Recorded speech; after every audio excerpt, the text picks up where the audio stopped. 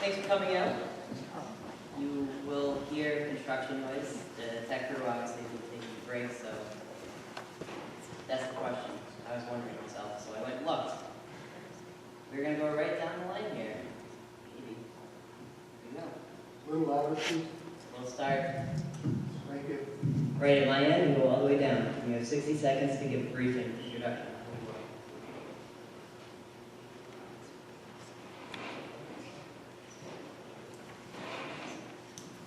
Hello? Can you hear me? Yes. Yep. Okay. Hi, my name is Cheryl Gannon. I'm from Kingston, and I'm running for School Budget Committee.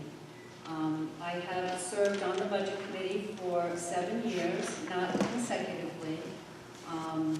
I have lived in Kingston and raised my family here for the past 30 years.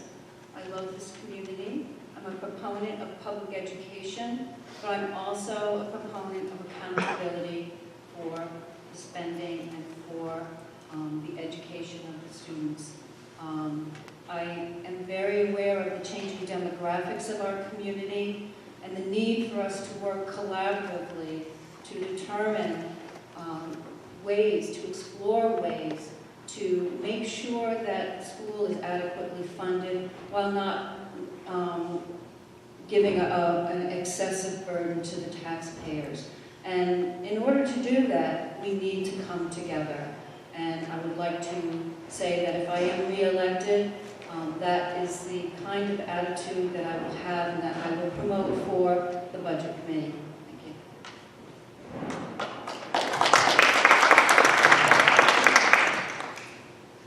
Hi, my name is Vanessa Matias. I'm running for the Budget Committee at large seat. For those of you who don't know me, I lived in both Newton and Kingston for over 10 years. I have 3 wonderful and active young boys who previously or currently are attending the Memorial School, Baby School, and the middle school.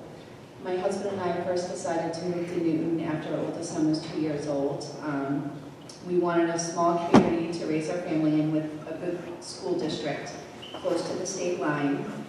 We've recently moved into a slightly larger house in Kingston for the last year, but we chose to stay in the school district because we love it so much. I am also a full-time working parent with over 10 years of management experience.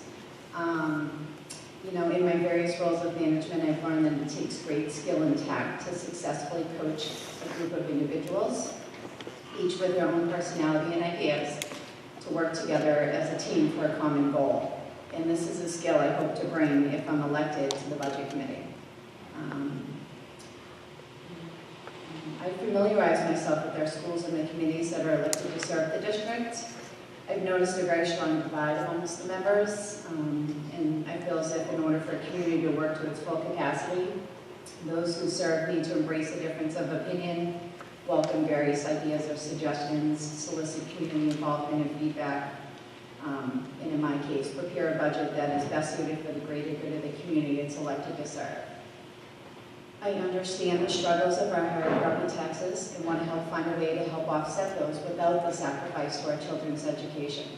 I believe all those who serve our community need to keep an open mind. We must remain respectful of the concerns of the community as a whole and learn to balance those concerns with the role we've been elected to fill. And above all, I believe we need to learn how to work together for a common goal.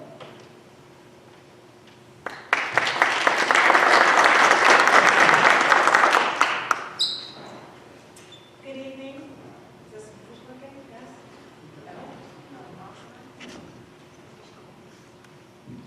it working now?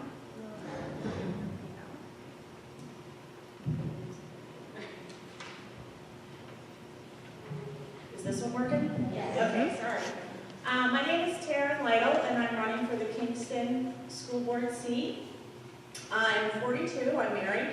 We moved here when my oldest daughter was entering 1st grade. I have 2 girls currently in the school system, one who will be heading into middle school and one who will be heading into high school. I've got kind of a unique background to offer because I've been teaching for the better part of the last decade nearby, not in this district. And this year, I decided to take a little break from teaching for a few years to focus on my children, and that's afforded me the opportunity to run for school board. because frankly, if I was teaching middle school and raising all my kids, I wouldn't have time to do this. I'm certified to teach K-6, and I've taught those grades, and I also have highly qualified teacher status as a middle school math teacher, which I think gives me a unique perspective, considering math is one of the areas our students are really struggling in, especially in the higher grades. I have a master's degree in education, I have a bachelor's degree in liberal arts, and I started my teaching career by teaching struggling learners at the elementary and the middle school level, and most recently I taught middle school language arts for the past 5 years. I'm also a career changer. I came to teaching after working in the private sector for many, many years, and was a non-traditional student going back to get my master's degree. So I'm not just a public school teacher. I also bring the perspective of somebody who has been in private industry as well. So I also bring that to the table. Sarah, if you could please just wrap up. Okay? Sorry, you're over the 60. Sorry. Okay. So as a Sanborn parent, I've had the opportunity to interact with administration at 3 out of 4 schools, and my children have participated in extracurricular activities and sports, and are very good learners. So I have a lot of involvement and investment in making our schools the best they can be.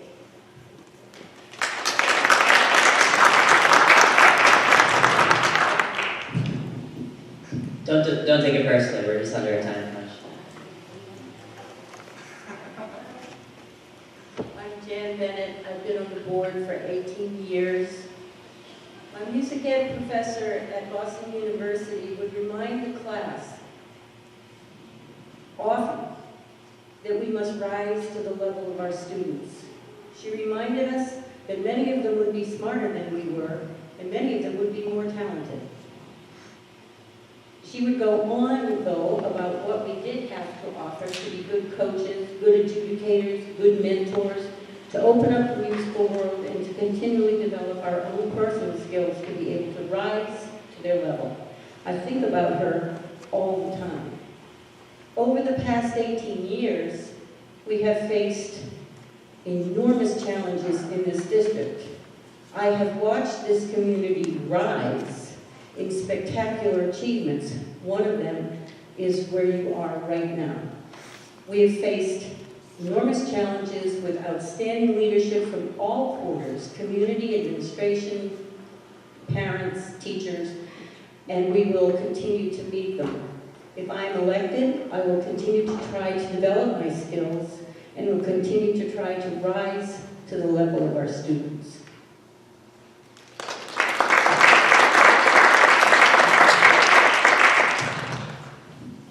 Hi, my name is Michael Giordano. I'm 18 and I'm not married.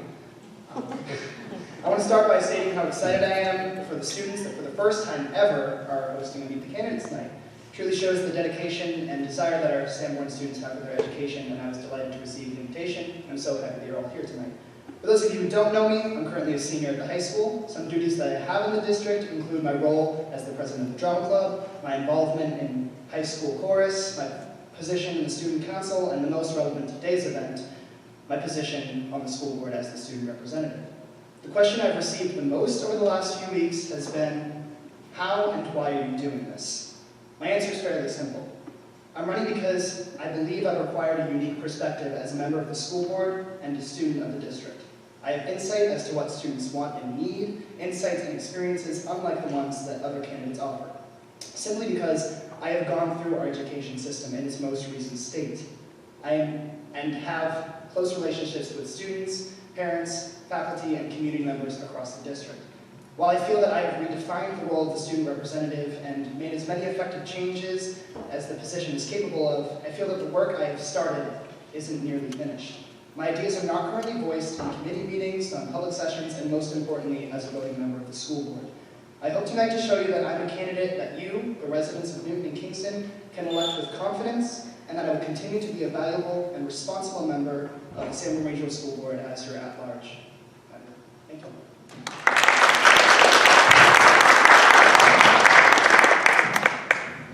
Good evening. My name is Sheila Pierce. I'm from Kingston.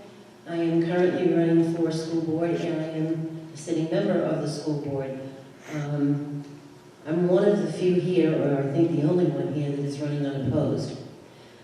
So I won't take up a lot of time. I will simply tell you that I have been part of the Sanborn School District for many years. I've had 5 grandchildren graduate from this school, and they've gone on to do some amazing things because of the education that they received.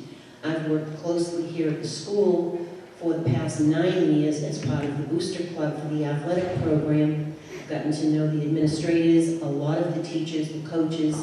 I see the students on a daily basis, and they're just amazing to be around and to work with and for. And I hope that getting elected again and serving another year on the school board, I can continue to work and help and get what we need for our students and their education. It doesn't come cheap, but it doesn't have to be at everyone's expense where we're losing our homes either.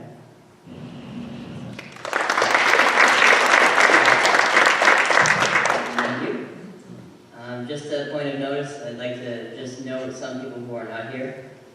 Jim Baker. These are all people who are running. Tammy Maloney. Mary's here. Absolutely. Jim Baker is running for the 3-year school board position in Newton. Tammy Mahoney is running. She's running for school board as well. At large, thank you. Mary Sear is running for budget committee at large, I believe.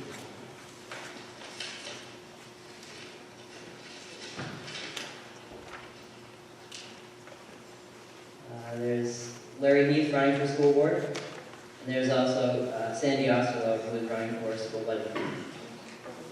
That being said, we're going to change the rules a little bit. We're going to go into questions now, and we're going to extend the time to 3 minutes.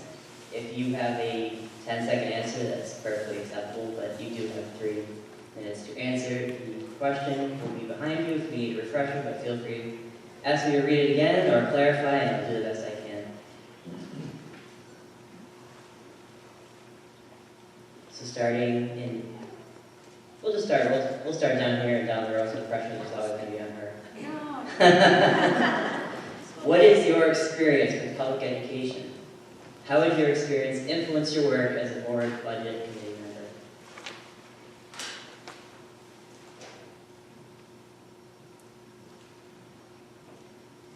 Again, I'm Cheryl Gannon. I run for Budget Committee for Kingston. My experience with public education is that I am a special education teacher. I teach blind students, so I don't work in any particular district, but I travel to districts all around the state. So that's really given me a unique perspective to be able to see how various districts and schools run their schools and how public education is delivered. So I know there's not just one way. There are some ways that work and some ways that don't. But I hope to see that people in the district will explore new ideas and innovations, and I think we've done that here at Sanborn. I also happen to be married to a public school teacher, and both of my sons are alumni of Sanborn.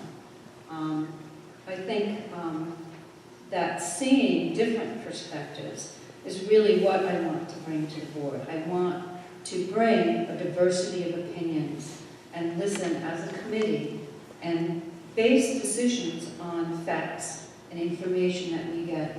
And as a budget committee, making sure that the district is accountable to what they're going to spend their money on, and make sure that the money is being spent prudently.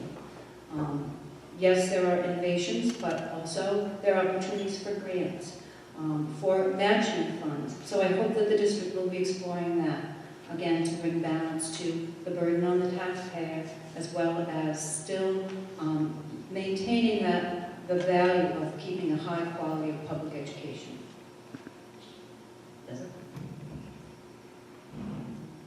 Vanessa Matias.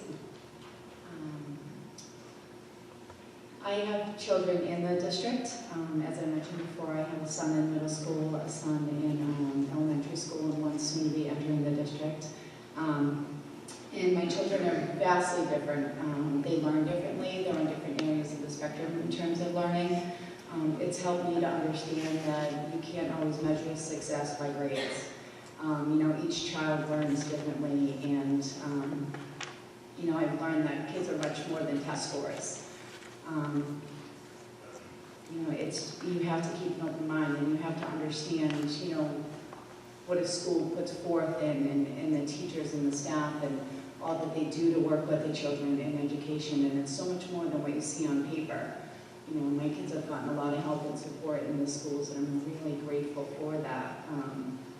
And I think it would influence me sitting on a committee, because I would appreciate it a little bit more. I wouldn't be just looking at a person's position and thinking, oh, well, they're not successful in that position, I'm going to eliminate that or propose to eliminate that. I'm going to fully understand what it is that they do and really learn how to, dive deep into it and get a really good understanding. And again, not just look at a figure and a piece of paper and arbitrarily choose to, cut it or something like that. So.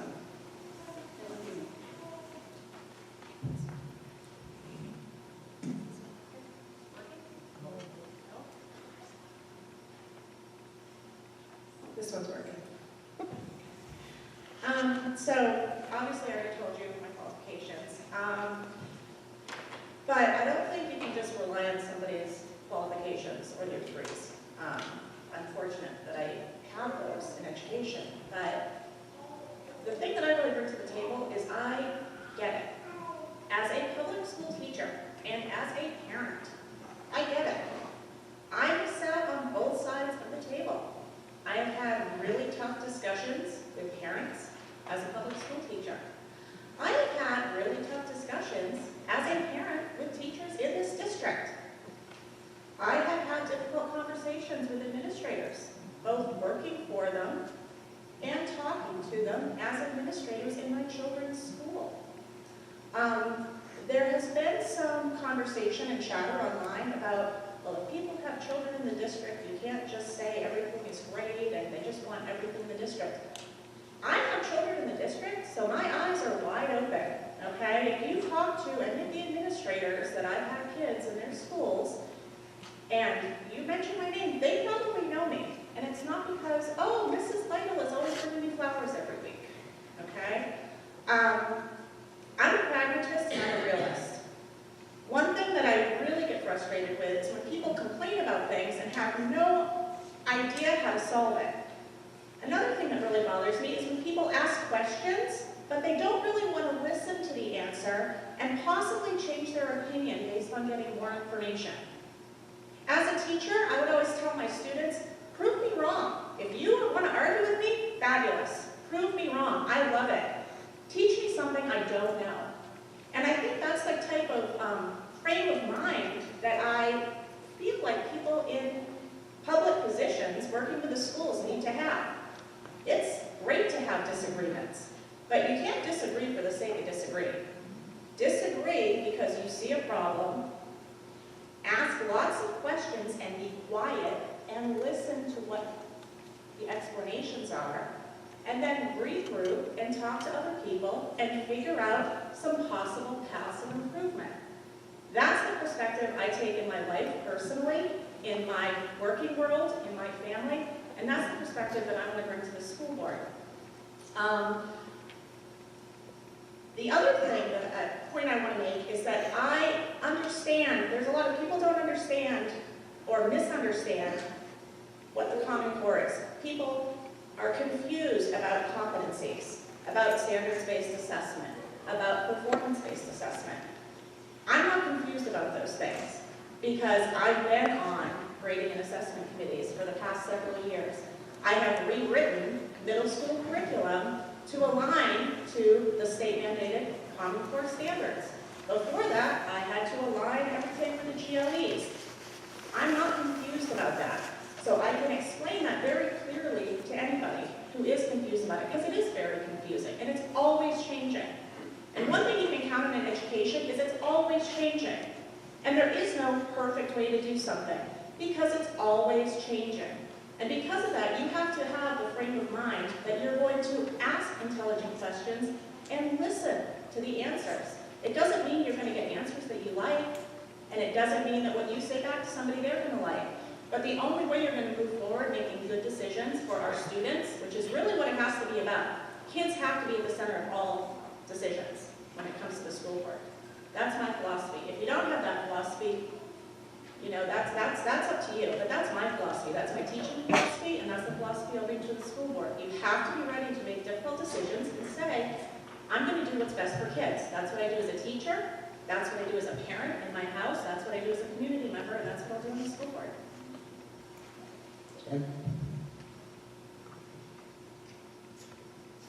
My experience with public education is that I began teaching in Dallas, Texas in 1964 in a district of 150,000 kids with 40,000 teachers.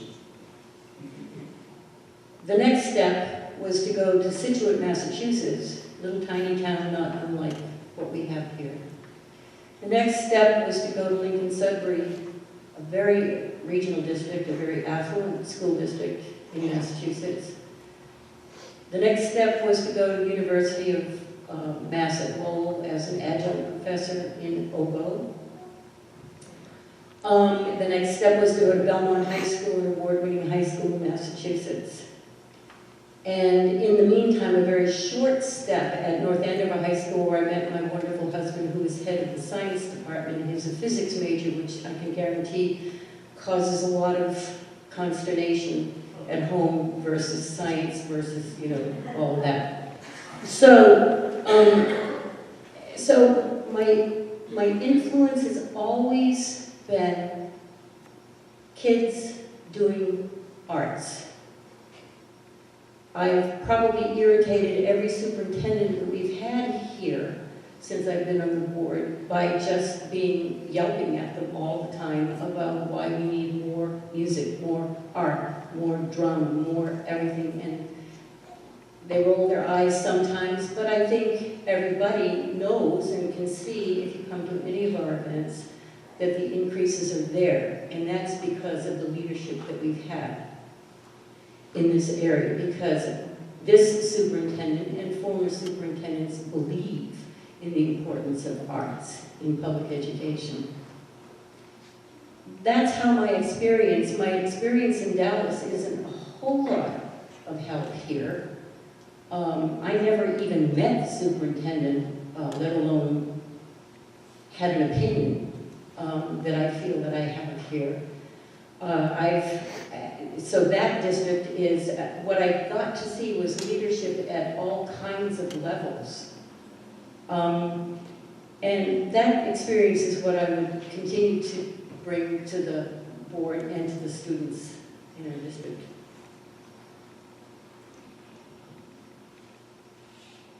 What is my experience with public education? Well, for one, I spent my first through fourth grade years in the Memorial School 12 years ago, and then my parents were reached out by the Seacoast Charter School at the time and gave my sister and I an opportunity to attend there. At the time, my mother and father said, okay, well, it's an arts-based school, he's a very arts-based learner, let's send him, let's see how it goes. So I spent from fourth grade to sixth grade there. And at the end of the sixth grade, we sort of realized that it wasn't the best fit for me. Maybe I wasn't necessarily supposed to be in such a unique environment.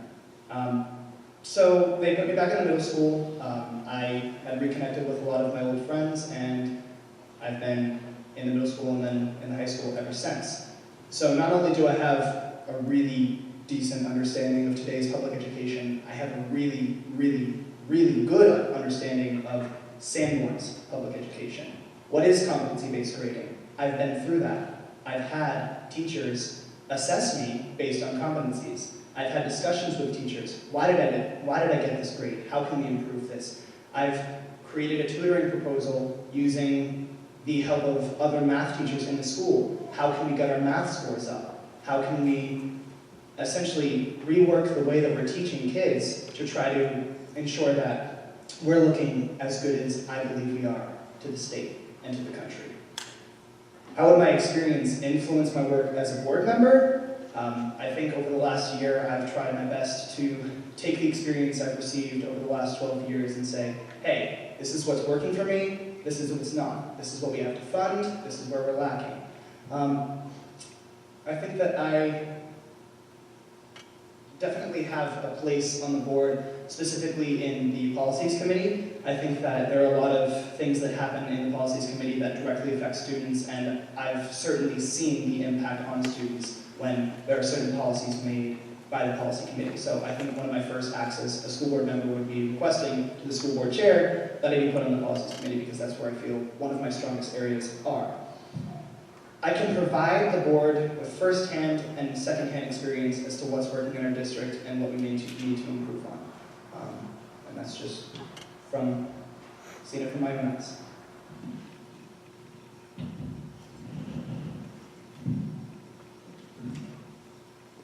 I'm obviously not a teacher, but I've had 2 children go through the school systems, and I've had 5 grandchildren go through Sanborn, from first grade all the way up and graduate. I've met with administrators, I've met with teachers, I've talked to them to find out what we need, what we don't need, what works, what doesn't work.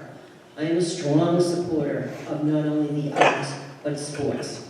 I feel that a lot of our students wouldn't make it through the schools if they didn't have these other activities to enjoy and be part of.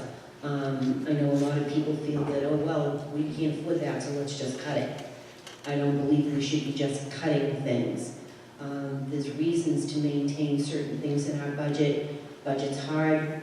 It's one of the hardest things we have, but it's, if you work with the right people and you work for the right things, you can get the education that's necessary and still include a lot of the arts and the other programs that the kids require and need. And that's what I will do and continue to do if they re-elect me, even though nobody's running against me.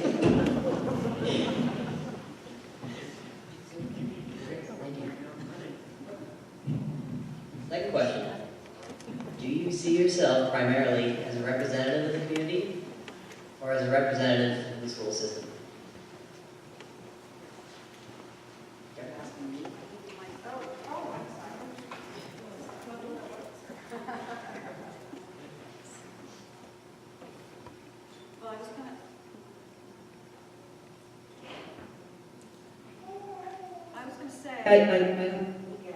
I didn't want to be the first one all the time.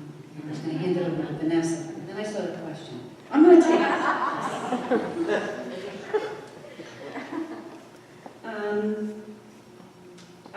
I consider myself a representative of the community, but the school system is the community.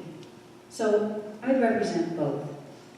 Educated children make a good community.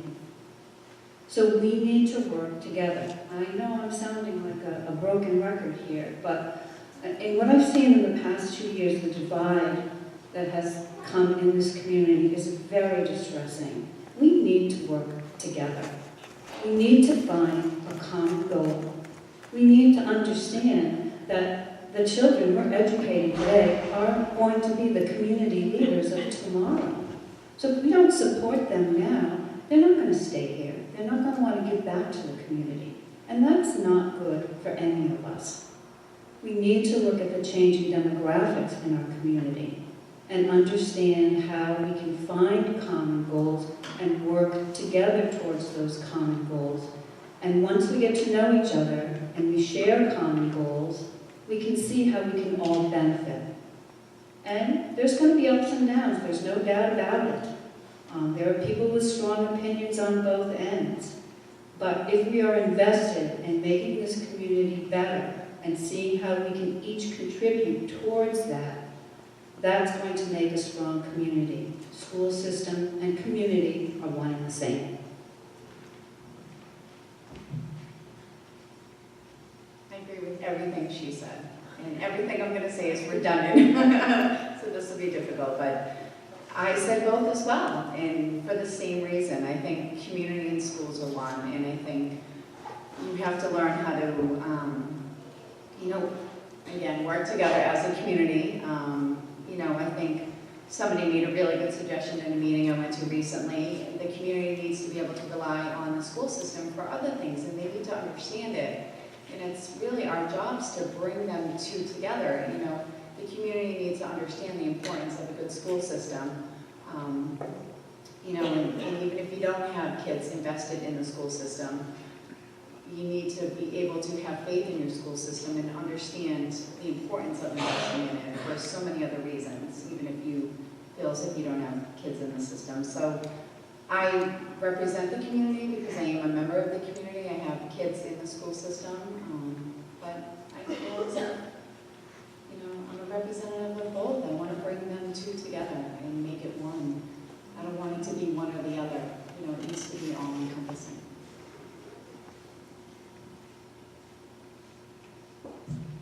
So yeah, this is a terrible one to go third. This is a terrible one to go third for.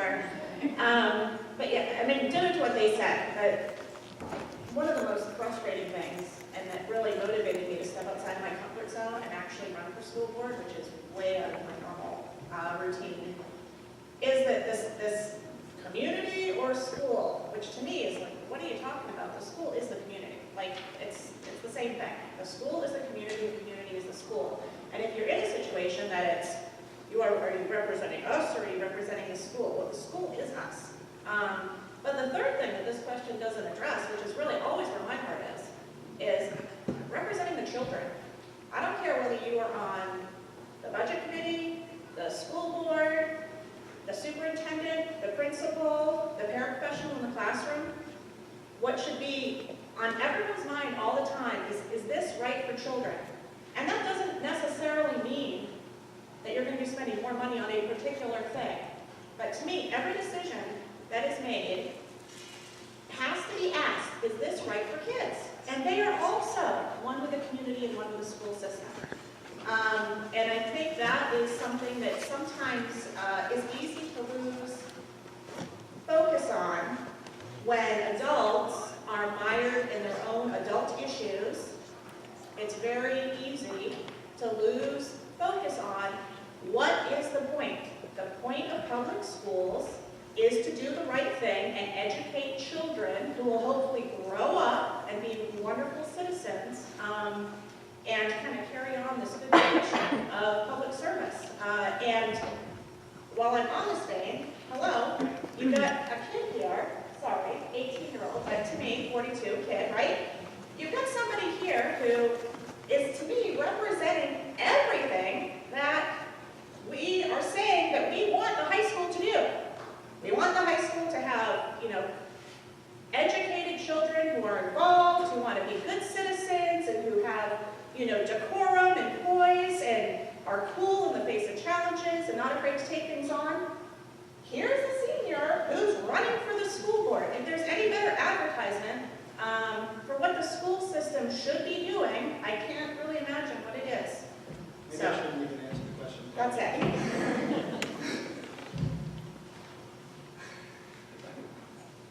When you see questions like this, your mind just goes flying. Because the question sets up an either or, which is a bad place to start, in my opinion. So I think I'll just do some scattershot thinking, which is what my head was doing while I was listening to people being sensible. Collaboration is a word we hear a lot. At the Newton candidates night last week, the selectmen asked, would we be willing to collaborate? Each of us, and I think the point of his question was, would we be able to discuss the school needs versus the town needs in some sort of collaborative way? And I said, of course. But mind all the while that anything that I collaborate in is going to be from a point of knowledge about how I feel about public education, because I know something about that. And I find that successful collaboration is usually possible when people know what they're talking about. Just imagine for 1 minute my going to the fire chief in Newton and saying, because I'm a taxpayer, I think I ought to have some say in how you set up the engines and the hoses to fight a fire. Now, I know our fire chief, and I'm sure he would be very polite, but I think he would be astonished. Because even though he might not say it, he would probably think, you don't know what you're talking about. I would never approach the fire chief saying that I had any entry into his work. I would maybe ask questions. I learned a lot from our former fire chief, Dave Baker, who told me about fire suppression and all kinds of, not to put things on the cellar steps because it makes it hard for the firefighters, et cetera, et cetera. So collaboration is one of those words like accountability and transparency that people hurl about without a real clarification. So I don't see myself as a representative of either or. I try to be a representative of my point of view, backed up by my knowledge of the people who are running the school district. I would never approach Steve Riley and say, are you buying the right grass seed? Or I would never approach the superintendent and say, how do you manage, or I think you ought to manage 1,600 kids and 300 employees and a $34 million budget this way. I don't know how to do that. Being a taxpayer does not make me know. All I can do is ask questions and trust the people who we've hired and be informed at every step of the way about what it is and how they are doing what they're doing and showing results.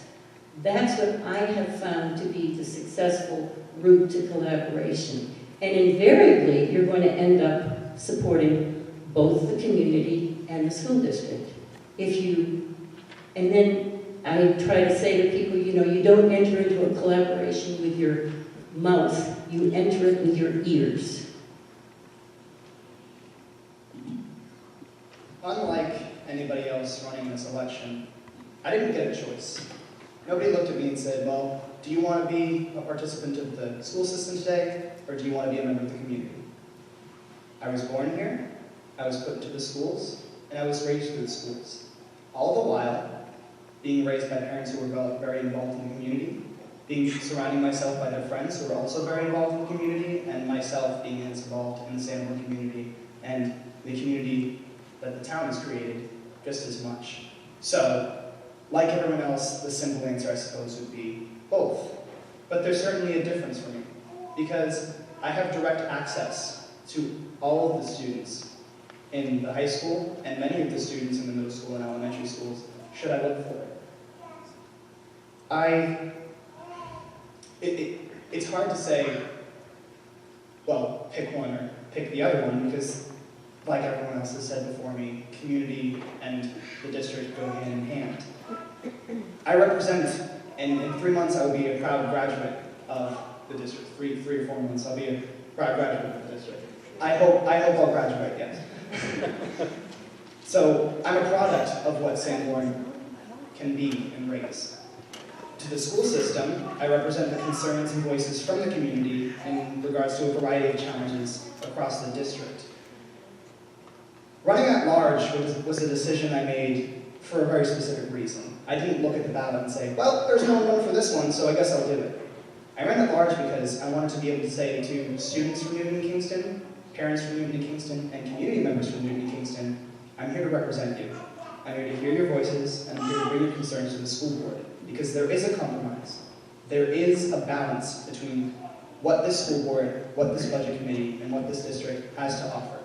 What are we going to give you, and what can you give us? And that's the important thing that we have to always find. Communication is key for having that, and experience and expertise in what we're talking about is as equally important as asking important questions and hearing the answers to those questions. We have an administrative staff that is, from what I've seen over the last year, very readily available to give me any information that I ask for. And I try to ask questions about how we can help them, or maybe how in my experience, I believe that maybe you can improve in this part. But also at the same time, hey, great job on funding the drama club.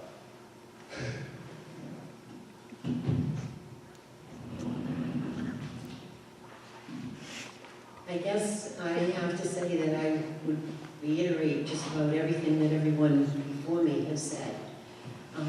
When it comes down to it, you don't represent one or the other, because they are both equally important.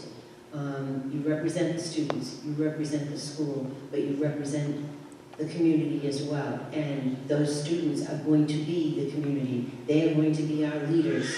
They are going to be the people that take us old folk and don't put us in a home, hopefully. But seriously, if we don't do what we can for our kids and for the education, we're not going to have a future, because they're not going to have a future. And I really think that that's important.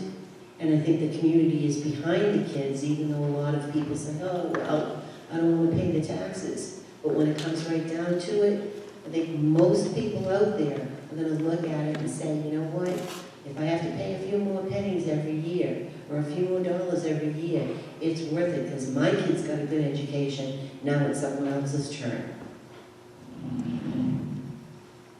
Next two questions, we'll start with Sheila and work our way down this way. What is your perception of the roles of the Budget Committee, the administration, and the school board? Well, I always thought that the Budget Committee was created to keep a checks and balance on everyone. I haven't seen that. I'm a little disappointed in what we have, but that's what I always thought they were for. The administration, we've hired some amazing people to run this school district. They know what they're doing, and that's what their job is. They're here to run a business. This school is a business with a lot of money that they are charged with to take control and make sure it's spent properly, that it's distributed correctly, and we've hired them and put our faith in these people. And as far as the school board itself is concerned, it's our job to make sure that this all happens and it happens correctly. Not just to rubber stamp everything and say, oh yeah, we need that, let's go buy it, because it may not make sense. But we have to study it, we have to listen. As Jan said, it begins with your ears, not your mouth. And that's very important. You have to listen to what people want. You have to listen to what the kids and the administrators want. You have to decide what's important, what is actually needed, and how are we going to get it.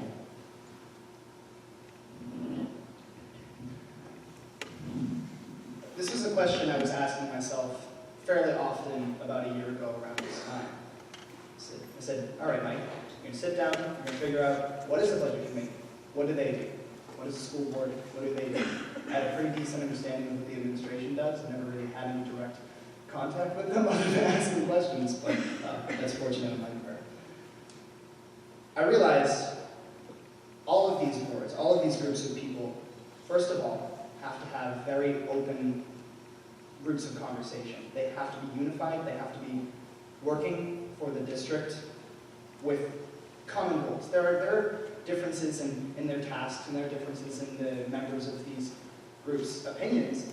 However, we're all here, I would hope, for the district. All play a vital role in the success of the students and the district as a whole. I find that the budget committee is sort of created, as Sheila said, for checks and balances, but also to look at and analyze the budget in a way that sometimes the school board just doesn't have the time for it, because there's a lot of other stuff on the school board's plate. For the administration, I think that it's extremely important that they carry on the policies that the school board have decided on, because they're the ones who have direct contact with our kids every day. Without the administration, the school board policies have no enforcement. As for the school board, I think that our job is very clear. We have to dictate policy in the school using the resources and the experience of its members. At the same time, on top of just policies, I know I talk about that a lot because it's something that directly affects me as a student of the district, you have to have people that are willing to make compromise, look at the budget and say, well, what can I think of responsibly here? Am I using my head and thinking about how it affects the students, but also what is the community telling me? What are they outstandingly concerned with, and what sort of conversations can we bring up? I think that there's certainly, it's a fear of mine that you have something called one-issue candidates, where you have people that will say, well, this is the one problem that we have, and this is how we're going to solve it, and this is all we can talk about. That concerns me, especially when these one-issue candidates aren't worried about the students. I think that I've done a pretty decent job, and I've definitely tried to, as the student representative on the board, put students at the forefront of every single conversation. How is this going to affect my peers, and how can we make sure that it's affecting their education positively? However, you just can't afford to be a one-issue candidate when you're running for school board. And I think that if you don't have students at the front of your mind, you're running for the wrong position.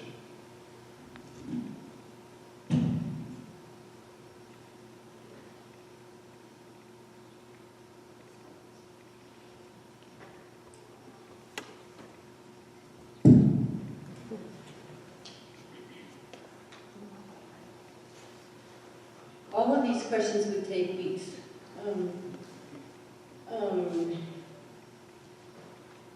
In my mind, it's 3 windows, 3 opportunities for people in the community, and that's what we are, to explore various aspects. The first window in this order is the Budget Committee.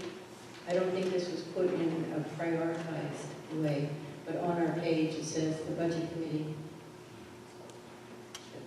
The Budget Committee has the opportunity to explore all of the zillions of line items and see how it all goes together. I think that's a very important thing. And I think they then can represent to the community a window through which to see those things, should people want to. The administration is, again, in charge of the entire picture. And it's a huge responsibility and extraordinarily complex. And there's no easy way to talk about it. There's no quick or good description of the role of the administration, because every kid in your classroom is a different person, so you have 1,600 plus different people who X number of employees are seeing every single day, and every one of those learners is different. And every one of them has come from some sort of a morning. Hopefully it's a good morning where they got breakfast and they got a ride and they got a parent to say, did you do your homework? Do you have everything in your backpack? Did you get the permission slip? Did you all of those morning things? And we have some students who get themselves to school somehow by themselves. And the first adult they see is the welcoming teacher, because once they walk through the door, it's a level playing field. That's a very complex circumstance. The role of the board is another window through which people can see how policy is made, the discussions that we have about how long skirts have to be. I mean, it really can get a little strange sometimes working in policy, but the rules of daily operation, the board is more in touch with. And then hearing, the best part about being on the board is listening to these wonderful administrators and teachers talk about kids' progress. That's what I want. And I wish more kids had more progress sometimes, but I never doubt that everybody involved is working towards that same goal. So I see these 3 committees or 3 organizations as windows through which the public can discover things about the school district.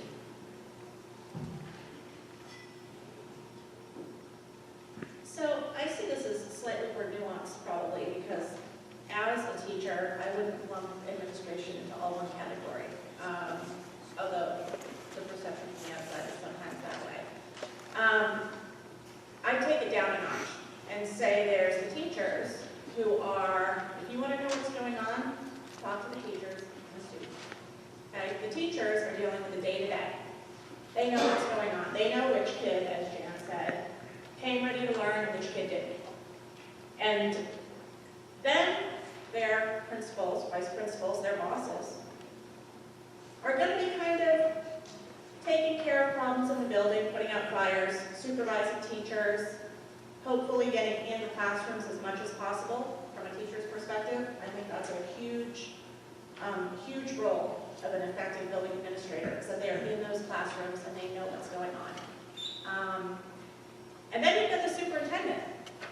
And the reality of most superintendents, I think, is they're like a one-armed paper hanger. Because they're trying to deal with the principals who always want something for the schools, who are trying to deal with the teachers who are, half of them are going to never be happy probably. This is reality, right? This is reality of public schools. And it's not a bad thing. This is reality. And then the superintendent is trying to balance the budget committee and the school board and the people calling, and then also the kids who, after they've been through certain steps with discipline, are going to see the superintendent. So administration is not just one thing, it's a lot of things. My understanding with the school budget, and again, I'm new to this, I'm not going to pretend I'm a budget expert. My understanding is that the principals put forth their budget, and below that, the departments are going to say, this is what we need for our department. That's how it worked in the school I was in. And then the principals will give the teachers a little bit of bad news because there's things you're going to want as a teacher, and you're going to say, no, I can't do this. And then the principals are going to give it to superintendent, and the superintendent might have a little more bad news usually, like, oh, I know, but you got to do a little bit less. And then he's going to give it to the school board, and the school board is really policy making. The school board is not supposed to have their hands in every pot. That's why you have qualified administrators running the schools. So the school board is going to look, and they're going to massage and ask questions, and then you have the budget committee.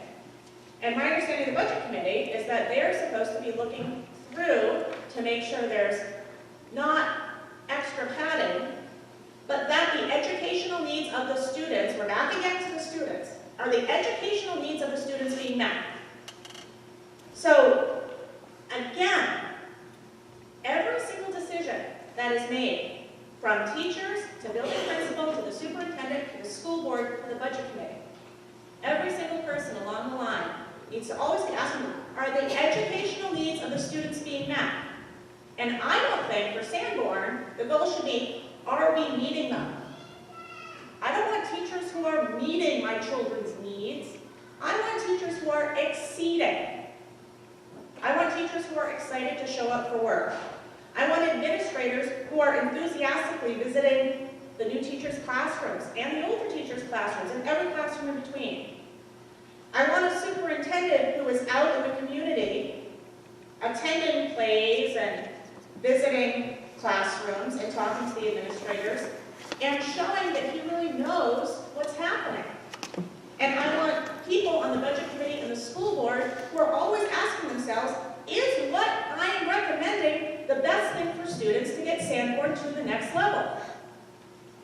So everybody, regardless of background or what you think should be happening, if students are not at the center of what people are thinking, then to me they're in the wrong position.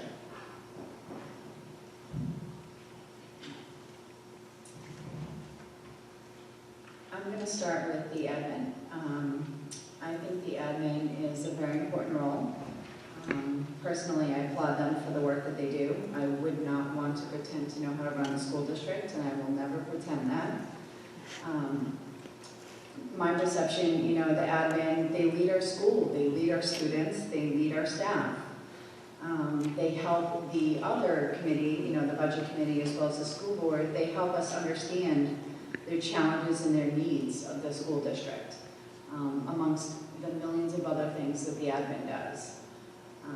The school board works closely with the admin and the schools and the teachers and the students and the community. As others have said, they set policy and they help to move our schools forward. And then lastly, the budget committee, the budget committee, it's a delicate balance. There's a community voice that needs to be considered. We, in turn, we have to work with the admins in the schools. It's our job to find a balance between the two. naturally, we're going to challenge the budgets that are put forward. You know, we're going to present the issue of the taxes of the community. You know, we need to understand.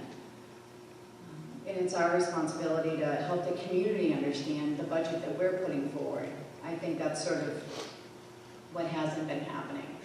We need to really present it to the community so they understand fully the budget that we put forward and they can support it. Because if you don't understand it, you can't support it. And I think that is the true role of a budget committee, is to understand it, really dive into it, work with the admin, work with everybody, and then present it to the community so they can support it.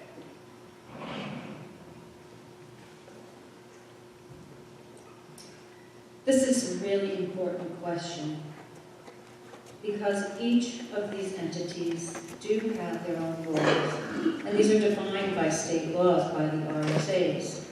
They do sometimes overlap, but they also need to understand what their roles and responsibilities are and make sure that they are not overstepping their bounds, because this can lead to dysfunction. And that's what we've seen over the last year: animosity and dysfunction and hostility. And I'm going to bring back to the original idea of community. The community doesn't benefit from that. No one on the citizen-elected school board or budget committee has the expertise or the experience to run a $30+ million school district. That is the job of the administration. The school board hires the superintendent.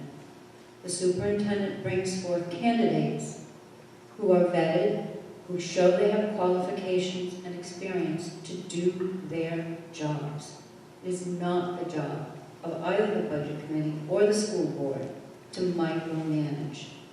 That also leads to dysfunction, and it leads to poor morale. And we can't afford that. We're a small district. We can't afford that. We need to let the people who have the expertise and the professional experience do their jobs. Now, that's not to say we don't hold them accountable, because we absolutely do hold them accountable. It's the job of the school board to govern, to set policy, to set the direction, and then let the administration research, assess, and come back with a plan to address issues, but not to do that and micromanage. They need to have those professionals that are there because of their expertise show how they can do that job. And if they're not doing that job to an acceptable level, then they may lose their jobs. The budget committee, according to the RSA, is to look at the budget and to make sure that money is being spent prudently, that we take into consideration the ability of the community to support the budget. The budget, you're looking for things that are unusual, things that are expenditures that don't seem appropriate, things that don't have evidence to back up to say why this amount of money is being spent. That's the job of the budget committee as a check to make sure that there aren't things in there that are untoward, that are not appropriate. And it is the job of the budget committee to ask for information and to get the backup for what those expenditures are. As my experience on the budget committee, I think I've been a little disappointed that the district has not, the administration and the school board have not tried to contain costs. We are facing problems of decreasing enrollment, yet increasing school budget. I think that the school district needs to take a more global approach, look at this problem, look around at other districts in the country and see what have they been doing to try and handle this issue. Because looking at projections, the lowering of enrollment is not going away soon. So we need to come together and come up with some ideas on how to address this, because the community can't simply continue to keep funding an ever-increasing budget while enrollment is going down. We need to look outside of the box and figure out how to deal with this. Not every year putting a Band-Aid on it and saying, no, we can't cut the budget, we can't cut the budget, and trying to make do with what we have. We need to really take a hard look at a long-term solution to this and really work together to try and resolve it. Sheila, we're back to you. Coming down again. What are your priorities for the district in the coming year? Why and how did you select these initiatives? I think the priority should be, at this point, trying to get everybody to work together. We have, as many of us have said tonight, we have a budget committee and a school board that just don't seem to see eye to eye. And yes, one's supposed to have a checks and balance, the other is supposed to figure out the best way to do things, but the fighting, the name calling, the just general, no one wants to work together, it's got to stop. If you want to bring this community together and you want to make things work for this school and for the students, you have to work together. And in all this animosity, it's got to stop. People, this district needs to start working for one common goal. The best way to get our biggest bang for the buck, so to speak, and make sure that our kids are the recipients of the best education we can give them.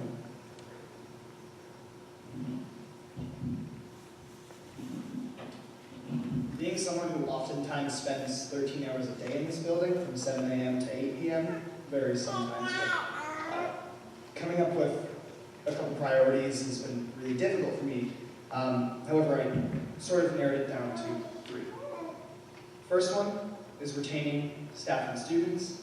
The second one is to improve our test scores while also creating well-rounded students who are also really good academic achievers. And also, the third one, responsible spending in the budget. First point, retaining staff and students. In the past year, we had 26 new staff members, I believe, enter the high school. That would leave the high school, so we had to replace them. 10 of those staff members agreed to an SRSD. 8 out of the 10 of those staff members had said there was a problem relating to the contracts that didn't pass.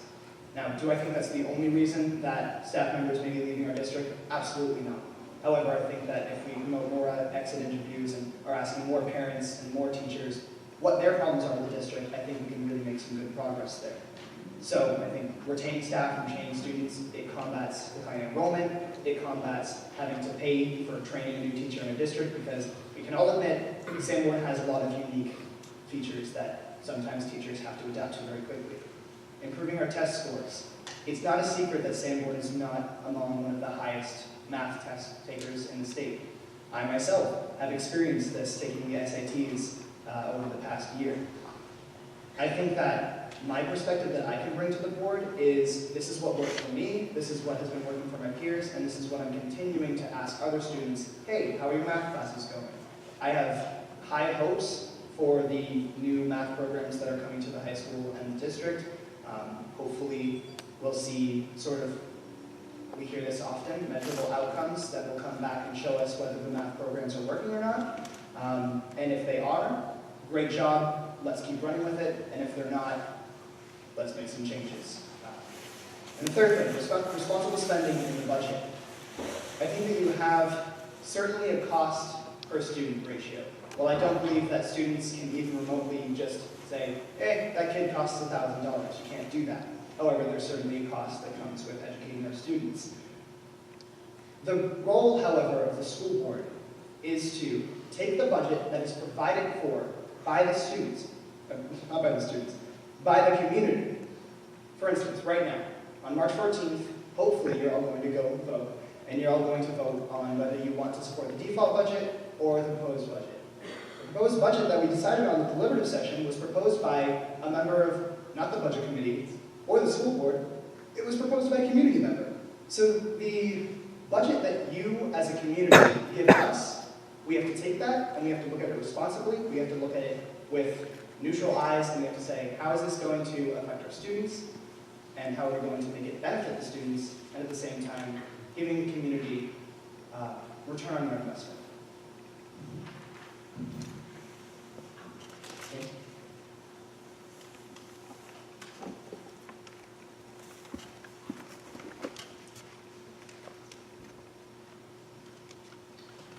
I'm of course concerned with it, that we continue on our quest for higher and stronger academic achievement. It's a complex, again, problem. The United States ranks 23rd worldwide in math and science. It's interesting. Finland is first, in case you wanted to know. So it's a bigger and more complex problem, and I have no doubt in my 18 years on the board, I can say truthfully that every year, every attempt is fiercely pursued to improve in this area. We've talked more about math in 18 years than just about anything else, I think. It's a particularly intractable problem, and we are not unique. So I would wish that we would continue on that quest. I would love us to have a better handle on drug abuse, which is a cancer in our two towns, which affects our schools and our community. And I would like to see us have as a priority ending student hunger. I don't know how you can educate somebody who's just in that world of hunger and come up with an academic plan for them when they can't even, they're hungry. They can't function. So those would be areas that I would love to see us get into with a little bit, perhaps more energy. So I have 4 things, and I don't really actually even know which one to say first, because I really feel like public schools are a spider web. You can't pick one thing. I'm going to solve this problem, and it's going to be solved by doing this. That is really a layperson's perception. If you have spent a good amount of time in public schools, which I have, you see that for every one problem, there's all kinds of things feeding into it. So anyways, here we go. Staff retention and recruitment of top talent. I think that's huge for this district. Teachers, like all other human beings on the planet, have choices. Employees vary in quality and commitment. The goal of every single school, public or private, should be to attract the best teachers and keep them, and nurture them, and train them, and support them so that they want to stay. Okay, now not only, I've heard a lot about, oh, there's a cost with hiring new teachers, and oh, there's a cost for having really experienced teachers, when we could have somebody, less experienced for less money. In order to have a thriving school, which is what you need to be raising test scores and improving student behavior and all those other things everybody wants to see happen, you must start with supporting good people that are already there. And that means supporting them with good professional development. That means being supported through the community, having lots of positive things to say about them. That means paying them in a way that makes them go, yeah, I could go over there, but I'm going to stay here. Because teachers become vital parts of the community. The hardest thing for me, not teaching this year, I went back to my middle school today to visit, and the hardest thing for me was walking out that door knowing that I was walking out that door not as a teacher there. I'm a part of that community even though I don't live there because I was a teacher there. So we need to make sure that we are keeping good teachers in our district and making our district a place where people say, I'm applying 5 places, but I'm going to go work at Sanborn. And that's about more than a paycheck. Atmosphere is huge. Tying into that, community support is critical. Again, talk to any administrator administrator, they're going to say, I've had conversations with Mrs. Lytle, I've had lovely conversations with her, and I've had other conversations that I thought, when is she leaving my office? Okay? However, as a parent, I was always treated with respect. Whether I walked into a room playing mad, or calm and cheerful, or just innocuous. Always, 100% of the time, treated with respect. That is what our community should be doing for people working in the schools. I used to say to my students, you don't have to be best friends when you walk out the door, but when you walk into my classroom, we are a community of learners. That's a message I wish more adults in this community would catch. We are a community. In order to have great schools and in order to attract talent and new families and businesses, we need to be positive. It doesn't mean that everything's sunshine and roses, but there's a big difference between having something constructive to say and just bad-mouthing something, because it's easy to do that. Taryn, I have to hold you there, sorry. Okay. Yes, sir?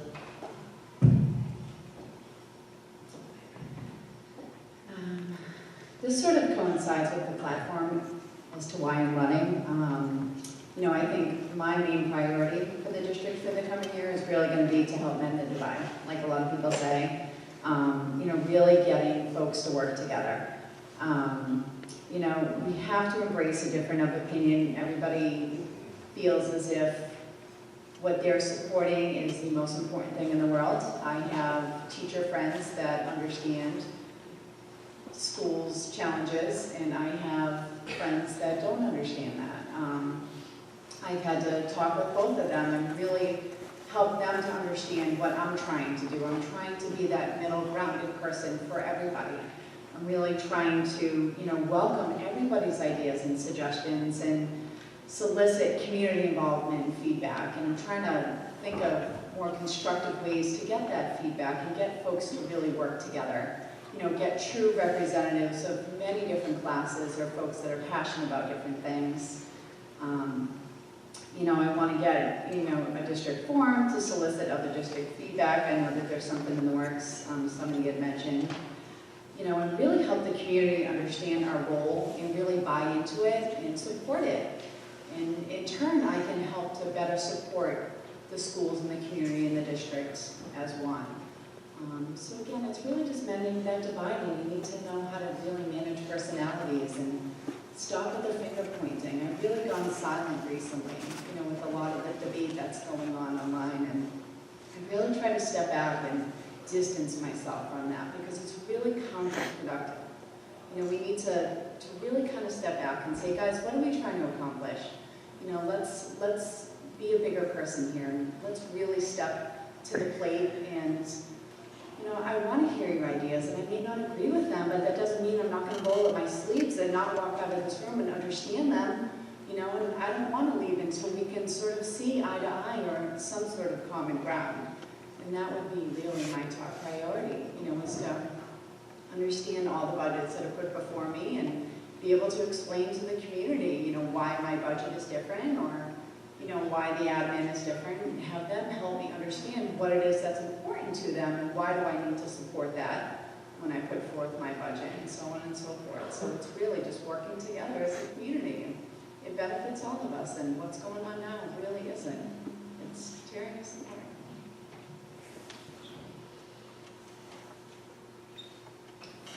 As a member of the Budget Committee, I would be very mindful of not overstepping my bounds and trying to dictate to the school board and the administration on how they should deliver education. As a member of the Budget Committee, I'll advocate for a process to follow that would facilitate all members of the committee being able to have their voices heard and to be able to work cooperatively. The business of the Budget Committee should be held in public, not through emails where committee members are not allowed to correspond with each other, because that would be against the law. That would be holding a meeting not in public. So that situation should not even be set up. That happened this year, and it was very disturbing that that happened, because committee members were disenfranchised. I will advocate for a group that is not made up of special interests, that diversity needs to be in the group, and people need to be open-minded. That did not happen this year. And there are members who are not here tonight who also belong to that special interest group. And I think that the public needs to know that what makes a committee work is that differing opinions come together and that consensus is achieved. And you need a leader who feels that that's their priority, not the priority of, I like this, so I want this to be in the budget. That's not what committee members should be doing. They should be listening to the evidence and the data presented and making decisions based on that. And looking at both sides and weighing both sides. Not coming in with special interests and agendas that they want to push forth. That's not good for the community. That's not good for the school. Also, I think it's very important for the budget committee to bring forth, as others have said, a budget that the voters can understand. That's a huge responsibility of the budget committee. The book is 350 pages. It's $30+ million of spending, from buying pencils to building buildings. It's a huge responsibility. And it's our job as the budget committee to synthesize that information and make it understandable so that the voters are informed. I did want to mention that I have been videotaping school board meetings for over 10 years because it's a priority of mine personally to make sure that information gets out there to the people so they understand what they're voting on. They have the power, but that power is not going to be implemented well and for the benefit of the community if the voters are not informed. When I began videotaping school board meetings, VHS was the technology of the day. I am ecstatic to see that we are now able to have digital and have those meetings available on your demand, to your schedule, when you have the time to go and see what the process is, so you can become informed and make your decision based on that. And that's a real huge responsibility of the budget committee, is to make sure that the voters understand what they're voting on. Now come to our last question, and each question will be at random. Start with Vanessa. What do you think is the best approach to either unpredictable enrollment or declining enrollment at our already small school?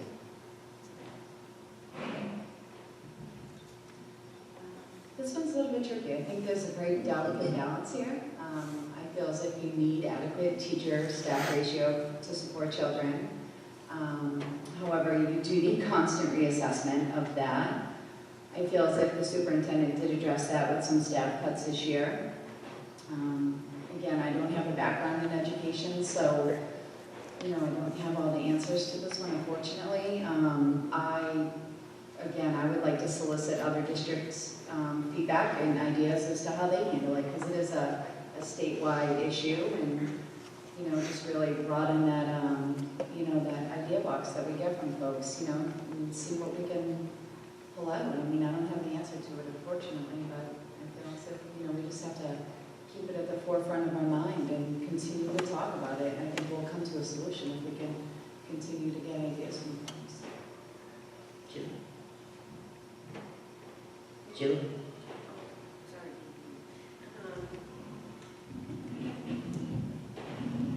Unfortunately, this is a statewide, it's not just Sanborn. The declining enrollment is everywhere, and it is a problem. How do we control it? I honestly don't have an answer for that, but part of the control would be to try and maintain a good staff here so that the staff we have understands the needs of the children that we do have, not just, okay, this kid isn't doing well, so I'm not going to pay attention to him. No, we need someone who's going to pay attention to all of them, make those kids want to stay in school, make them want to be here and enjoy the education that they're getting. declining enrollment, it's who's having babies and when are they coming to school? I mean, you know, they don't have the families that we used to have in my day. But people are having children and they want good education. And the only way to get it is to make sure we have a staff that understands what we have, what we need, and how to get the best of it.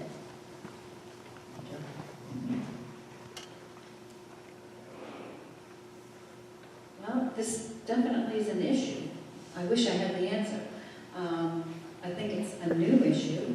10 years ago, we built this beautiful building, our enrollment was going up. We were talking about taking the old high school campus and renovating that into a middle school. That campus now sits empty and declining, and the seminary building is and it's really sad that that historic building is doing nothing now, and it's not draining our budget, but we are spending some money to keep that building so it won't further deteriorate. I think, as Vanessa said, and I said before, that the administration and the school board need to do some research and see how other districts, not only in New Hampshire, but other states might be dealing with this issue. As a budget committee member, I'm not going to be dictating what they should do, but I am going to say that this is an issue that is causing problems with the community being able to support the budget. And if the district can't do something to get that support from the community, it's going to continue to cause contention and divide our community. So I would say this is an issue that they really need to put forth from the level of the school board and the administration and make that their priority this year. Michael? I think you have a couple of things you can do to combat declining enrollment. First of all, as Sheila said, there is a certain limit that we can have when encouraging people to have kids. However, we can encourage people to move to our community. We can encourage people to move to our schools. How do we do that? As I've already said, we have to retain staff and we have to retain faculty. We have to create a strong environment for students to thrive in. And in turn, that creates an appealing environment that parents, when looking at our district and looking at Kingston Newton, they say, well, Sanborn has really great educational programs. Let's put my kid there. Let's spend the next at least 12 years of my life putting my kid through this program. That's the first thing my parents did when they decided that they wanted to move to Newton.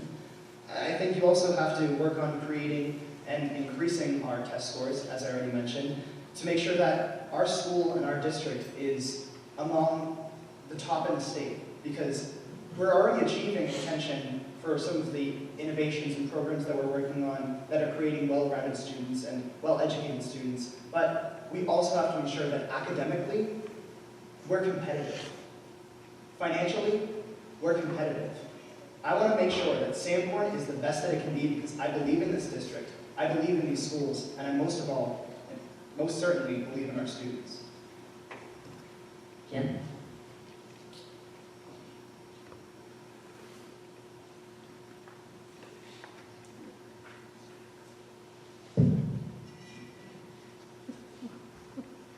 Again, this is one of those questions which is enormous in its complexity. I have no doubt over the past at least 10 years that a prime topic in administrative team meetings, which we're not attending as board members, I have no doubt that this conversation comes up on a weekly basis, or at least twice a month. I have no doubt that every one of the administrative staff is looking to this and researching it and on figuring out alternatives and how to make us not lose program. I also have no doubt that in the community there's a misunderstanding there's a kind of straight line thinking that says if X number of students leave, then you reduce the staff by some number. Well, that isn't how it works, because you don't have 30 kids leaving from one school. They're scattered all over the place. And how do you lose enrollment and not lose programs? And that, I know, involves our administrators a lot. And that they are and have worked on solutions, ways to get other programming in, keeping our class sizes. The only place we have to cut in any significant way is staff. If you've seen, and I'm sure you all have, the pie charts, that's where the money comes. And I believe, and I should have written a note down, we've reduced staff in the 18 years that I've been on the board. I think, maybe not every year, but it certainly has been a routine thing, by attrition or by program changing. It's simplistic to think that there's an easy way to do this and maintain quality education. And as I say, I have no doubt that the administration works on this all the time. I know they do. And I have no answers. So, the simple answer to this is, at some point, there's going to have to be some type of consolidating. I don't think there's any way around it. However, that's really the umbrella answer, and the answer that sounds really good if you don't see the makeup of current classes. All the charts that show, oh, look how far we've declined in the last 10 years. Yeah, well, I bet that the needs of the students have really increased each year. I know that to be true. And that's not just Sanborn, that's everywhere. The expectation that students come ready, with all of their needs met, just ready to have knowledge poured into their heads, is not reality. The reality in public schools today is that educators, teachers, are expected to provide individualized education, meeting each and every need of each and every student during the day, and then provide what each and every parent and concerned family member, many times, well after their teaching day is done. While at the same time attending meetings, developing new curriculum, changing what's going to happen based on what's planned for the day. So the simple answer is, well, we're going to have to consolidate. And yeah, that's probably true. But the reality is the demands in public education today far exceed even 10 years ago what the demands were that a teacher is expected to do in the classroom. So it's really not apples to apples to say that, well, this many students aren't coming, therefore we're reducing staff by this much. Not if you have the goal that we're going to increase our test scores, that Sanborn is going to be a destination location for families to move because of the excellent system. So it really, again, I'm a broken record, but like everything else in a public school, you pull on one string and 5 other strings start to move. Now, what is the solution to this? Well, one thing that, as a teacher, I think it's going to be very attractive for teachers to have dual certifications.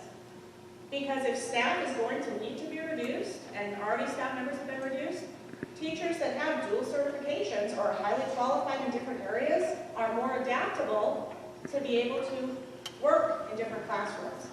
The requirements for teachers, especially at the middle school and high school level, you can't just say, well, we're going to reduce 3 teachers, because typically teachers are only highly qualified in New Hampshire to teach whatever the classes that they're teaching. So if you get rid of whatever the 8th grade math teacher, I'm just picking something out of a hat, the 7th grade math teacher can't necessarily slide into that position. So you really, it's a sticky wicket, and it's not a one and done situation. Very good. At this point, we are going to open up for community questions, and then at the end, we will be reading a couple of prepared statements. There's a few that were submitted. I ask that if you do have a question, be respectful, leave hearsay and negativity out of it.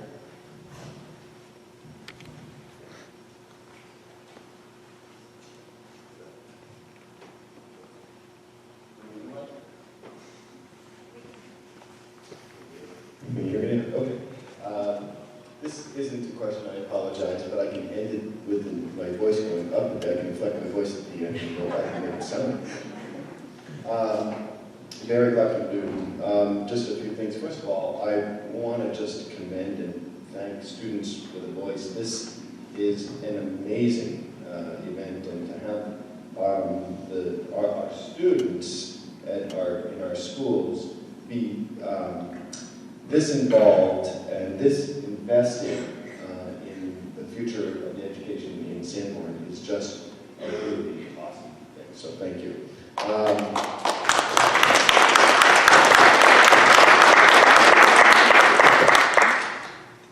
I also I think it's probably clear to most people in this room that all candidates were invited to this event. And please take a very hard look at who is up there, who thought that this was important enough to come to tonight, and who did not.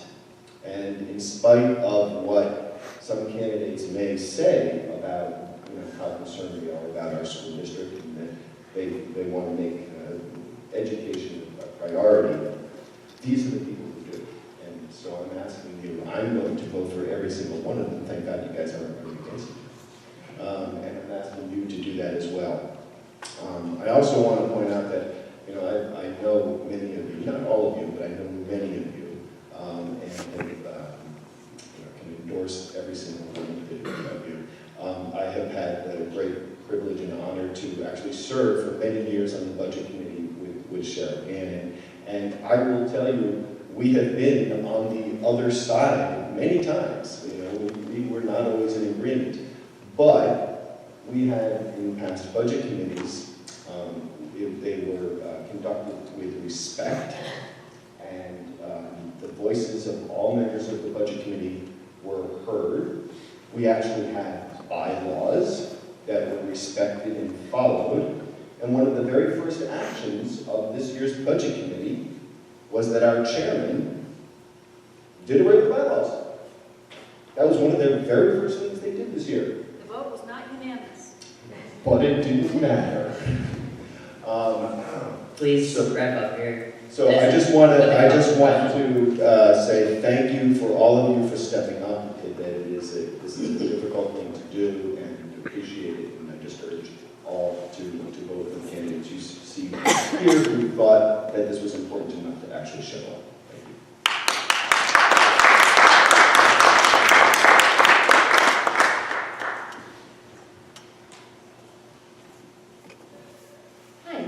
I just wanted to clarify what positions you were running for, because on the paperwork, I didn't always see that. So, Taryn Lytle,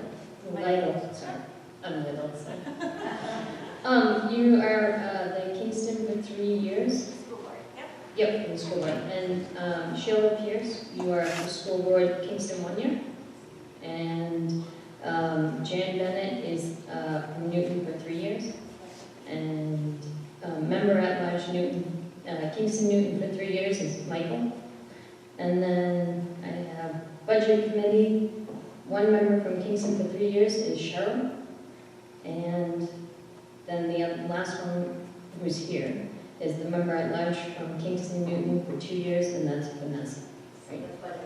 Budget committee. I just want to make sure, because it wasn't always clear. Thank you. Thank you for inquiring.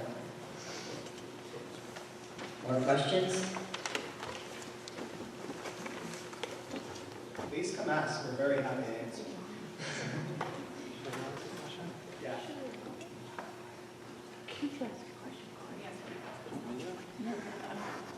Any more questions?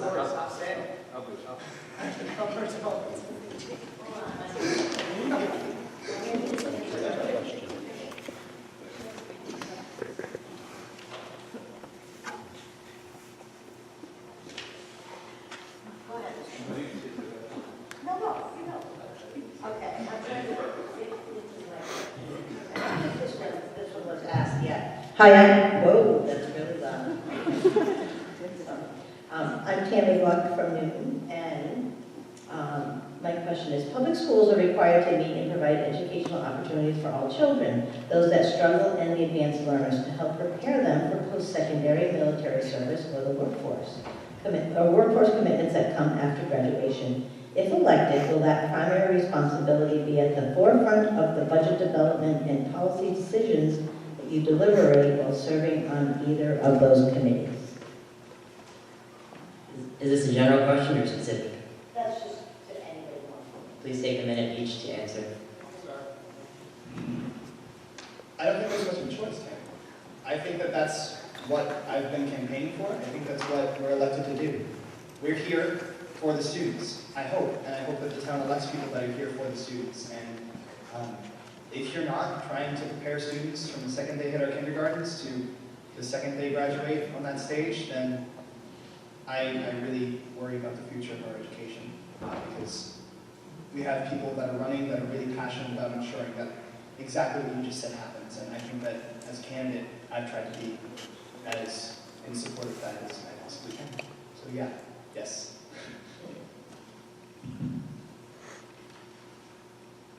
Any order?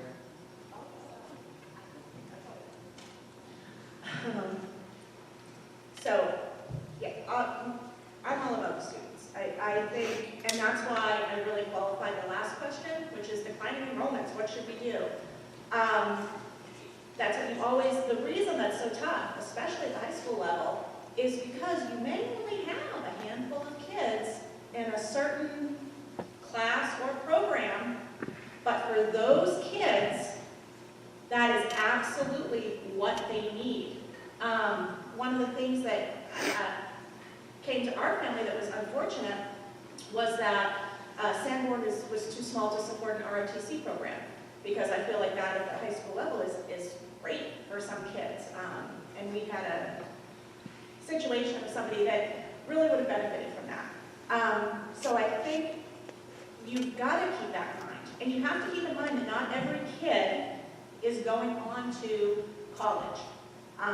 But just because a student is not college bound, there's a whole lot of other opportunities. And that's part of making Sanborn a really desirable place, and a place where people want their children to come, especially at the high school level, is making sure that we have that vast array of options, and we can say with integrity and conviction, we can help your young adult transition into a successful adulthood, regardless where that may lead. So I think that's incredibly important, and I think it makes the whole declining enrollment, staffing issue, it makes it hard. There's solutions, but there's no easy solutions. And if anybody says, I have the solution to this problem, I say baloney. There is no one person that has the perfect idea to solve these things.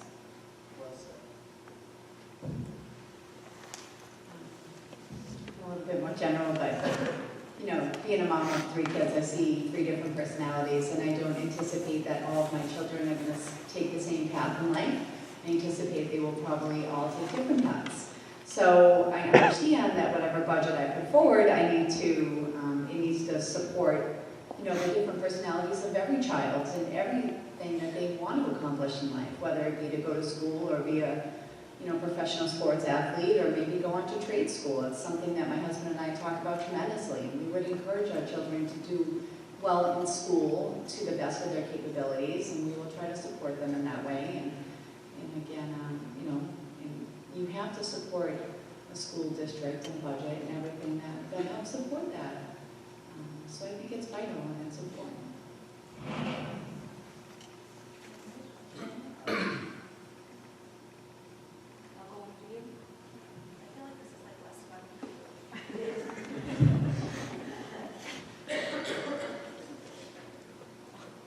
I think a fundamental value that we have to hold on to is that this is a public school. I taught at Concord Academy. That is not a public school. That's a self-selected, highly expensive place. The people who came there had visions in mind that the adults who sent their kids there they had already self-selected. We are a public school. It would be arrogant and presumptuous for us to think that we're anything other than what has been said, which is a help towards whatever pathway is going to be pursued. And that's our reality. We're not, anybody who walks through the door belongs to us, and that's the joy of it. That's why I love public teaching. You never know what's coming through the door. And it's exciting what comes through the door. And what comes through the door might look a little funny, have purple hair, and that's us, and that's the joy of trying to develop a community that serves all people. And that's the job.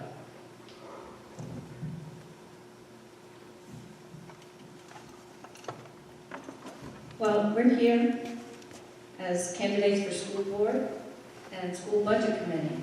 So we all care about school education and making sure that we give our community the best education possible. I think, though, without the community supporting that and our continual battle with having default budgets is not a good path to go down. I think it would be, and I think this was thought of before and might have started, but not regularly continued, and that is to have meetings with the selectmen of our towns, to bring them into this with us, so we don't continue this us and them. Because if our community is not supporting what we feel is needed to provide a good education, it's not going to happen. The kids are going to get disenchanted and disengaged. The faculty are going to go elsewhere. Many of these math and science teachers are in demand. And if they're not being supported by the community here and not getting an adequate pay and having contracts not passing, this is going to lead to the decline of the school system. And it's going to be hard to attract teachers and students. So I think it's really worth the while of the school board to make a more concerted effort to have regular meetings with the selectmen and talk about our issues as communities. And that includes Fremont as well, because they're attending our high school. Gerald, I got a word there, sorry. Done? Okay.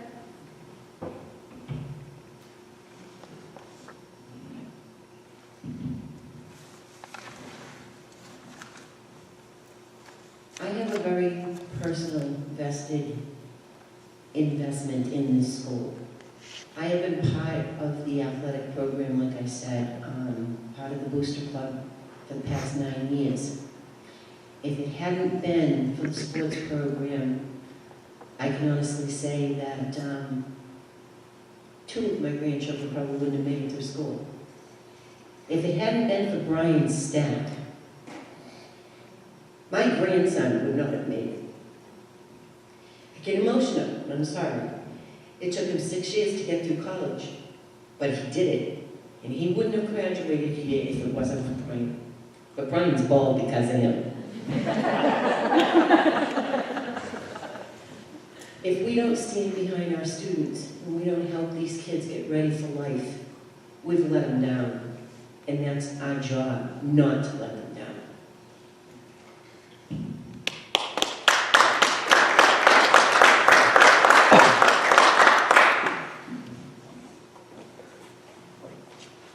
Okay, this will be our last community question. All right, I'm going to ask 3 questions and answer either 3. Does that work? I have multiple choice, so listen. I think you're correct, Cheryl. I was hoping to do something of the sort, as you mentioned earlier. Thank you very much to all that are here. Thank you to students with voice. And Jordan, for what have you. So question 1, I'll put this out there. I asked the candidate Newton last week. I didn't ask everyone. Needless to say, how do you plan on impacting and growing the culture of Sanborn? Question 1. might be 4 actually now that I read them. What would you wish? Or I can limit it to 2. Okay. What would you wish to implement in Sanborn to increase student achievement? What would you wish to implement in Sanborn to increase student achievement? I will limit to 3. Do you have specific suggestions for improvement? Third one is, do you have specific suggestions for improvement?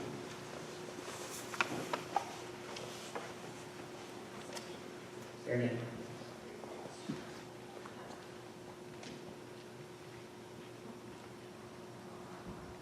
I'm a bad student, sorry, you got your first 2, but, so I'm gonna go with the last one. So specific scores have to come up. Whether it's DWA, PACE, Smart Balance, whatever, the math scores, and frankly, all the scores, but especially the math scores have to come up. I don't know everything that goes on in the high school. I have a better idea what goes on in the middle school and elementary school because I've been there.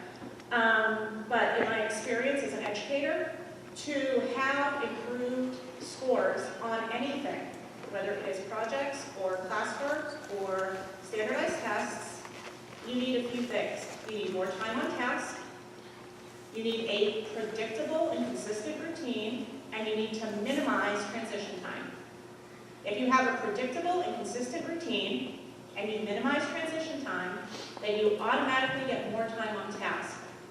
Those things cannot be accomplished with a revolving teaching staff.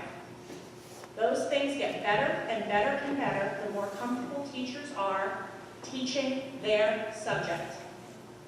There is no magic curriculum that I have ever seen in my years teaching that has fixed a testing problem or a achievement problem. The solution comes with having increased time on task, really good, enthused, supported teachers, and having a routine and consistent expectations. So there have to be expectations for students, there have to be expectations for staff, and again, it's that spider web. But you have to have those things. You need a good curriculum too. But you know, if you have those other things, then a well-qualified teacher could teach with next to nothing if they have those other things in place. Impacting the culture is critically important. And I'm going to read you a couple of things because I think it illustrates the issue at hand as far as I'm concerned, and not because they're directed, one of them is specifically directed at me, and that's not the reason, because I've been called a communist and an enemy of democracy for supporting public kindergarten in the newspaper. And I'm still here, right? But it has come to my attention. I have a document in my hand that's been redacted, so I don't know who it was sent to, but I'll read you what it says. I have lived in Newton, that this has been an intelligent and nice lady, I like that part. Will, as if I had the ability to do so, will give the school administration anything they ask for, whether or not it is legitimate or an unnecessary burden on the taxpayers.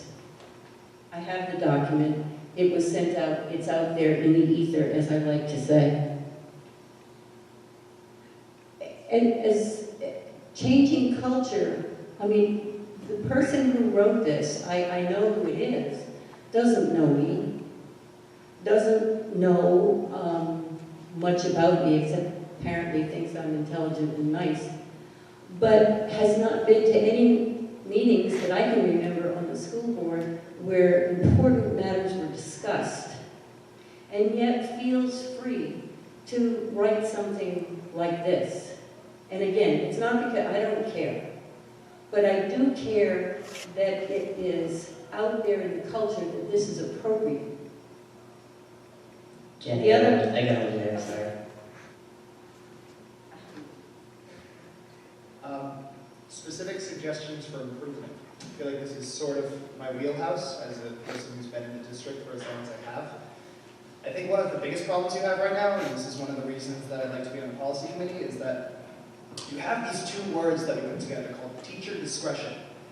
What kind of skeleton are we building for our staff that we can say, just use your own discretion?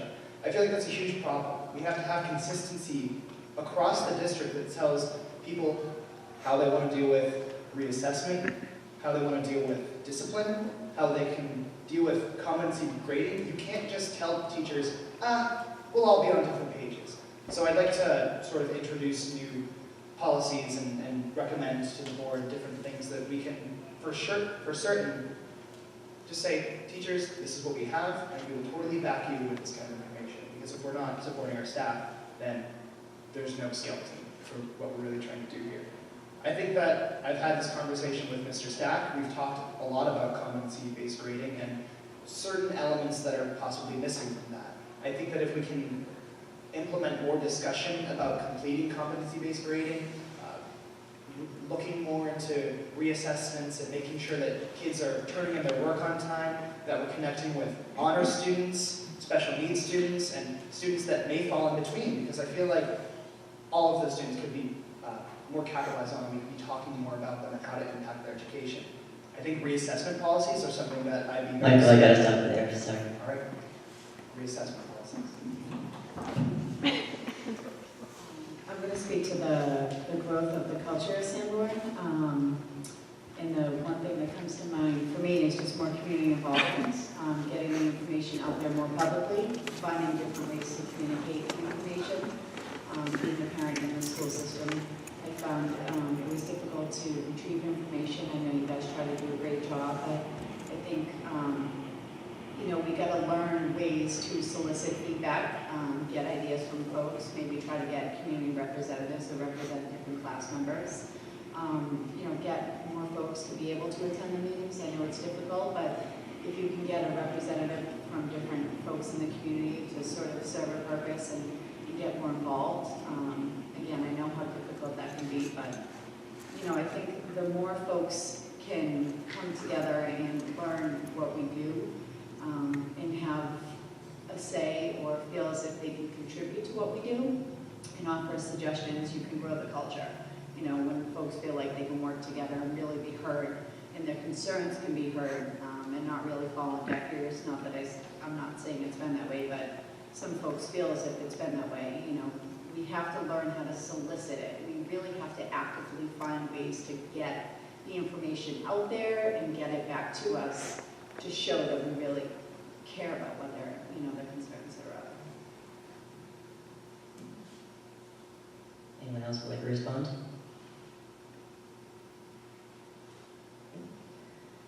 We're going to take this time to read a couple prepared statements, and as your moderator, I need to be unbiased and I need to be fair, so what I'm about to say is just a fact. The fact is that whether the candidates are present or not, they are running, and we do need to respect that. With that said, these are prepared statements, they are not my own.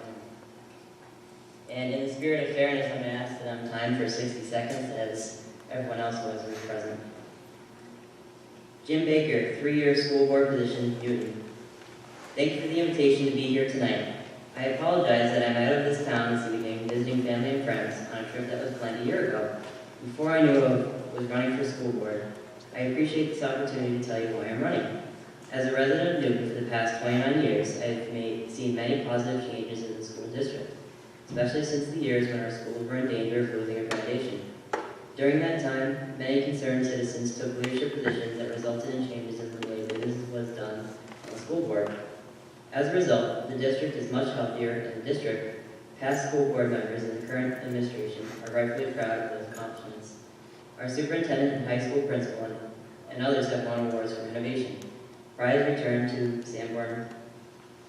Recently, many members of the public have come forward again to focus on challenges facing the district, including escalation costs of education, which at Sanborn now substantially exceed state averages, and dropping academic performance on standardized tests at high school.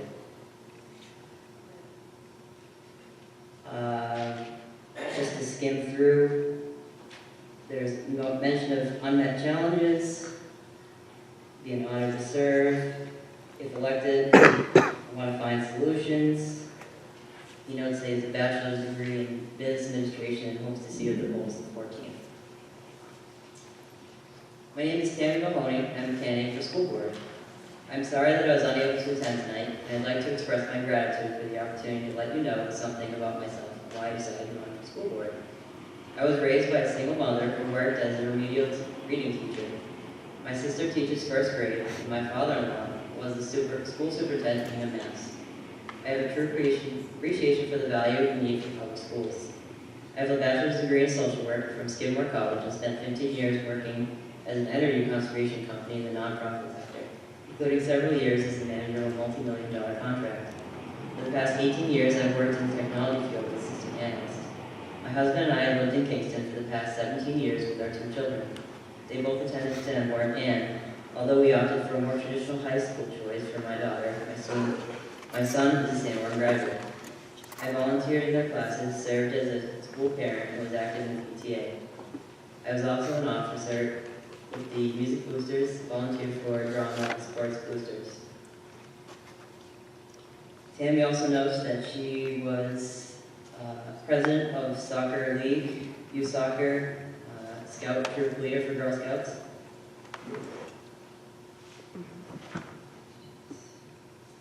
As a school board member, she wants to have dialogue with teachers. She wants to view and understand their daily challenges. She also asks that you would come out and vote March 14th. And she wants to promote transparency and accountability. Mary Sear, thank you for the invitation to participate in the evening's forum. However, a prior commitment prevents me from giving attendance. My name is Mary Sear, and I respectfully request you vote your March on 14th for the at-large seat of Sanborn Budget Committee. This is a 2-year post, which will be determined by the voters in both communities. My husband and I have lived in the towns of Newton and Kingston for around 28 years. We raised our 4 children. I have a BA in economics and 20 years of practical work experience as an accountant, credit analyst, business analyst, and most recently an operations supervisor, where performance was determined by my ability to coach, motivate, and collaborate with a team of 25 super representatives. Well, this is my first time running for public office. I have been involved in our communities as a classroom volunteer at the baby school, as a chaperone for field trips, donating food and drinks for the appreciation breakfast and various bake sales, overseeing the We Deliver meal program for Mrs. K. When my youngest children were in MS, I supported many school functions, including baking. She knows many accomplishments she's volunteered here at Sanborn. She has been monitoring the stagnant performance. She hopes to improve student achievement, growth, and outcome. She's been regularly attending school budget committee.